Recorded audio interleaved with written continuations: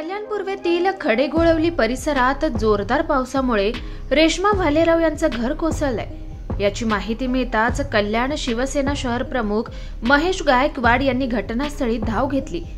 भालेराव यांचे पडलेले घर पुन्हा बांधून देण्याचं काम सुरू करण्यात आलंय। भालेराव यांना घराच्या बांधकामाकरिता गुंजाई फाउंडेशन कडून मदतीचा हात देण्यात आलाय। पावसाळ्याचे दिवस आहेत, पावसात घर पडले तर लगेच कुठून बांधणार? सामान्य माणसाच्या हाती लगेच पैसा नसतो। तसेच घर पडले तर तात्पुरत्या स्वरूपाकरिता भाड्याचं घर घ्यायचं झाले तरी घराचे भाडे परवडणारे नसते।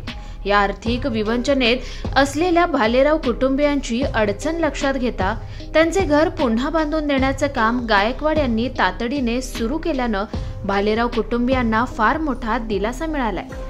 मलंगगड पट्ट्यातील काकडवाल गावातील जिजाबाई पावशे यांचे घर देखील पावसामुळे पडले। त्यांच्या घराची नासधूस झाली। पावशे यांच्या घर दुरुस्तीकरिता 10,000 रुपयाच्या मदतीचा धनादेश गुंजाई फाउंडेशनच्या वतीने देण्यात आलाय। 4 दिवसांपूर्वी कल्याण पूर्वेतील लोकग्राम परिसरातील रहिवासी प्रजापती यांचे घर जोरदार पावसामुळे कोसळले होते। त्यांचे घरही बांधून देण्यास गुंजाई फाउंडेशनचे पुढाकार घेतला। पावसात मोडलेला संसार पुन्हा उभारण्यासाठी गुंजाई फाउंडेशनची मदत मोलाची ठरली असल्याची प्रतिक्रिया भालेराव यांनी दिली आहे। आज कल्याण पूर्वेमध्ये आपण बघितलं असेल की जोराचा मोठा पाऊस पडल्याने अनेक घरं या कल्याण पूर्वेमध्ये कोसळलेले। त्यातलंच आजचं जे घर पडले ते भालेराव या कुटुंबाचं घर पडलेले आणि अतिशय त्यांची हालाकीची परिस्थिती आहे। ते पाहता गुंजाई फाउंडेशनच्या माध्यमातून आपण त्यांना घर परत त्याचं जसं तसं होतं तसं बांधून देतोय।